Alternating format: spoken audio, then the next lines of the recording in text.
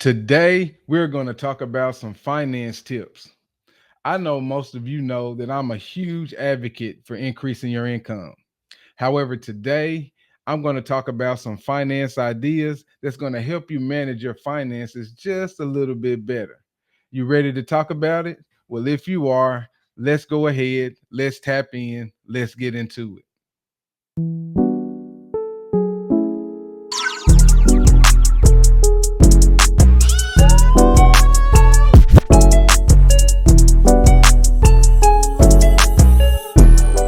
Making more money all the time is absolutely fantastic. And I believe you should be doing that regardless of whatever situation you find yourself in. However, I do realize that a lot of times we are just simply wasteful with the funds that we have. And so that can make it seem like we just have holes in our pockets. So, what I would like to do is give a couple of ideas and let's talk about some ideas that will help keep some of that money in our pockets. The first tip that I want to talk to you about today is simply we just need to trim the fat. What does that actually look like?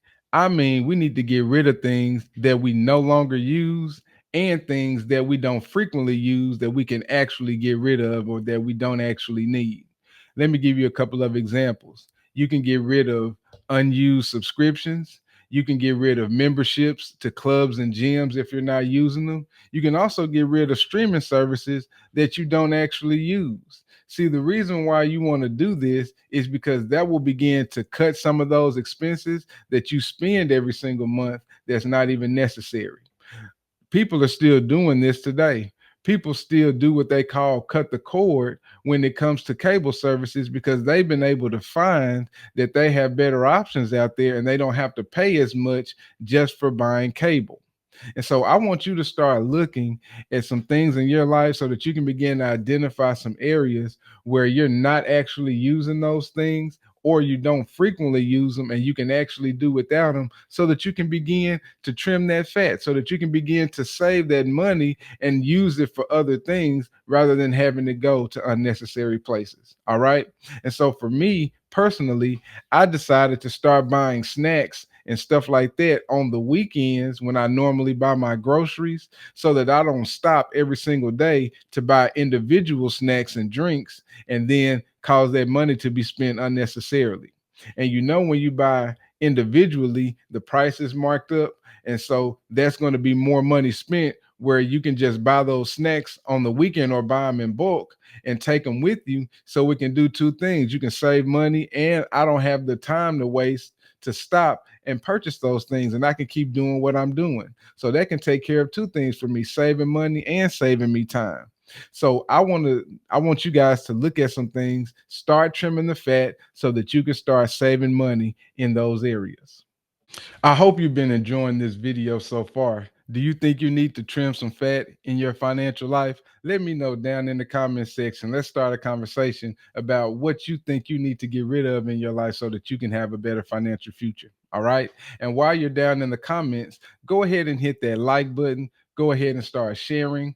Go ahead and subscribe or follow. And if you don't mind, go ahead and hit that notification bell so that you can be alerted every single time we drop a new video. We appreciate your engagement in advance. Now, let me give you another tip to help you in your financial life. The next tip I want to talk to you about is when you go shopping, make sure that you have a list. I don't care if you're grocery shopping, I don't care if you're clothes shopping, I don't care if you're shoe shopping, whatever kind of shopping you're doing, make sure that you have a list or make sure you have a real good idea of what you're going to purchase so that you can stay focused at the task at hand. The importance of a list is to keep you on track with your budget and keep you on track with the task at hand. And it keeps you from impulse buying and buying things unnecessarily because you have a goal to accomplish. All right. And a lot of times when you're not prepared, when you go to those stores, you end up spending unnecessarily and you don't have to if you just simply use a list or have a good idea of what you're going to do when you go into those stores.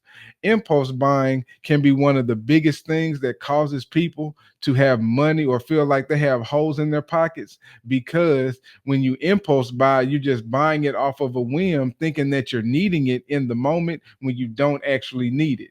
But if you prepare yourself ahead of time, you know what you need, you've checked your cabinets before you went to the grocery store so that you know what seasonings you need, what food you need, you know what you have, you know what you don't have, because you're already going in there prepared. And so when you don't do that, you can buy extra seasonings, you can buy extra food that you didn't even need. So this is why we're stressing the importance of having a list, because again, if you don't, you will be buying unnecessarily. I also want to throw this little caveat in there. When you go grocery shopping, don't go grocery shopping when you're hungry. Make sure that you at least eat a little something before you go. And I know that may sound funny to some, but make sure that you eat a little something so that you're not hungry, so that you're not impulse buying food while you're in the store, because you may be trying to buy something you want right now and you don't actually need that right now. And you probably won't eat it later on. You're just buying it right now because you're hungry. Okay. And so make sure that you stay focused by using a list or having a real good idea of what you're doing before you go shopping, so that you don't impulse buy and you're able to stay on track with your budget and not spend unnecessarily. So let me hear what you got to say about the tips that we shared today. Do you think these tips were helpful? Do you like me giving you financial tips like this, or do you want some other kind of financial information? Let me know down in the comment section and let's start a conversation about what you thought today, or if you would like some other kind of financial information. All right. We appreciate you guys in advance.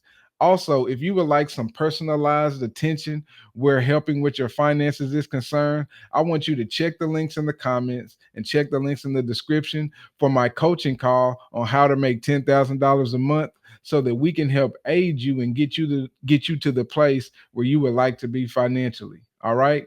Thank y'all so much for checking out this video. Thank y'all so much for engaging with the broadcast. Hey, why don't y'all do me a favor? Go ahead and click this next video, because I know you want to check it out.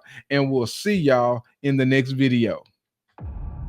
Make sure you like, make sure you subscribe, and hit that notification bell for more content. Peace.